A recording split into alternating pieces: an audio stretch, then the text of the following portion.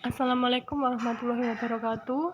Saya Giani Rismawati, D22 2018 02344. Saya akan mempresentasikan analisis pengelompokan dan pemetaan berdasarkan penyebab penyakit pneumonia pada balita di Kota Semarang. Latar belakang. Balita merupakan usia yang penting untuk tumbuh berkembang secara fisik. Pada usia tersebut merupakan masa yang sangat rawan gizi dan rawan terhadap penyakit. Balita sangat memerlukan perlindungan untuk mencegah penyakit yang dapat mengakibatkan tumbuh kembang anak menjadi terganggu atau bahkan dapat menimbulkan kematian. WHO tahun 2013 memperkirakan penyebab utama kematian anak di bawah umur 5 tahun salah satunya adalah pneumonia. Selanjutnya tujuan umum.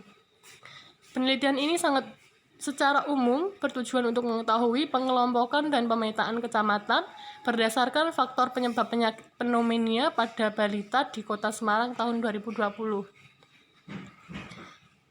Sedangkan untuk tujuan khususnya, yang pertama, mengetahui gambaran prevalensi kejadian penyakit pneumonia. Yang kedua, mengetahui gambaran distribusi faktor penyebab yang meliputi host, lingkungan, ekonomi, demografi, dan fasilitas kesehatan.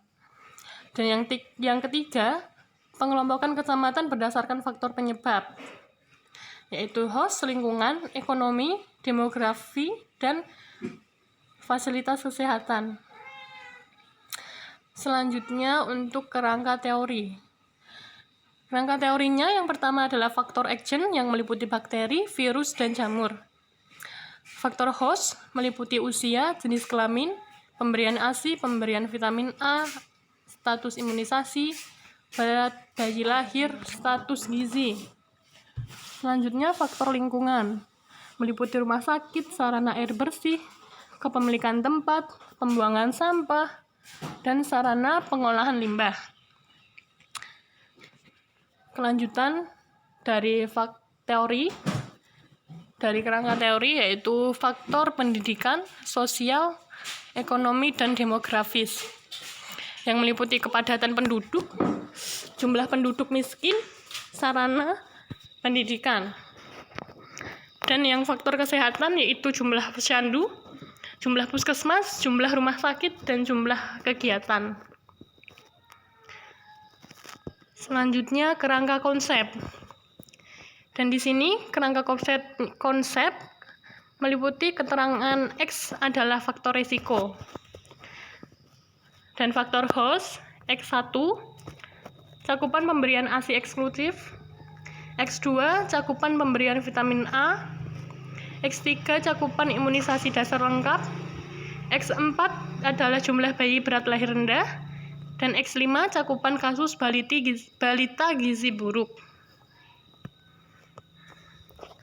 Untuk faktor lingkungannya, X6 merupakan presentasi rumah sehat, X7 presentasi sarana air bersih, X8 kepemilikan tempat pembuangan sampah, X9 saluran pengolahan air limbah atau yang disebut SPAL. Untuk pneumonia, faktor ekonomi dan demografi adalah X10 kepadatan penduduk, X11 jumlah penduduk miskin. Dan yang terakhir faktor fasilitas kesehatan adalah X12 yaitu jumlah posyandu. Dan ini keaslian penelitian. Saya ambil sampel dari Febrian 2015, faktor-faktor yang berhubungan dengan kejadian TB paru anak di wilayah Puskesmas Garuda Kota Bandung. Metode penelitiannya adalah deskriptif, dan hasilnya status gizi pada anak 0-14 tahun, riwayat TB sebelum terdiagnosis hampir setengah responden, yaitu 40,9% gizi baik, dan riwayat kontak dengan penderita adalah 72,7%.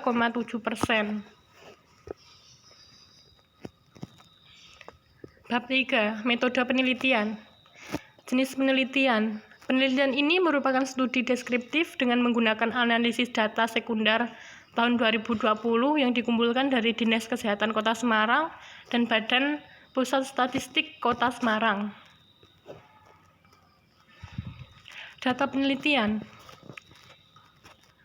Data BPS diambil variabel yang berhubungan dengan kualitas kesehatan meliputi kependudukan. Sedangkan dari Dinas Kesehatan Kota Semarang diambil variabel yang berhubungan dengan kualitas kesehatan meliputi penderita pneumonia, kecukupan ASI eksklusif, berat bayi lahir rendah, vitamin A, gizi, imunisasi, rumah sehat dan sanitasi dasar.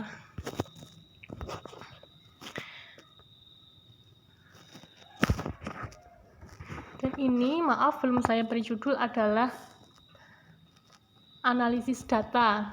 Analisis data X1 adalah cakupan pemberian vitamin A, X2 cakupan bayi yang mendapatkan imunisasi dasar lengkap, X3 jumlah bayi berat lahir rendah, X4 cakupan balita gizi buruk, X5 presentasi rumah sehat, dan X6 presentasi penduduk dengan air bersih. Selanjutnya X7 keluarga dengan kepemilikan tempat pembuangan sampah, X8 keluarga dengan sarana, X9 kepadatan penduduk, X10 jumlah penduduk miskin, X11 adalah jumlah posyandu, dan X12 adalah jumlah puskesmas. Dan analisis data terakhir adalah analisis multivariate yang digunakan terdiri dari analisis cluster berhierarki dengan metode word method and menggunakan Euclid atau Mahalanobis Distage dan analisis diskriminan. Sekian dari presentasi saya. Maaf apabila ada kesalahan kata, kesalahan pengucapan. Terima kasih. Wassalamualaikum warahmatullahi wabarakatuh.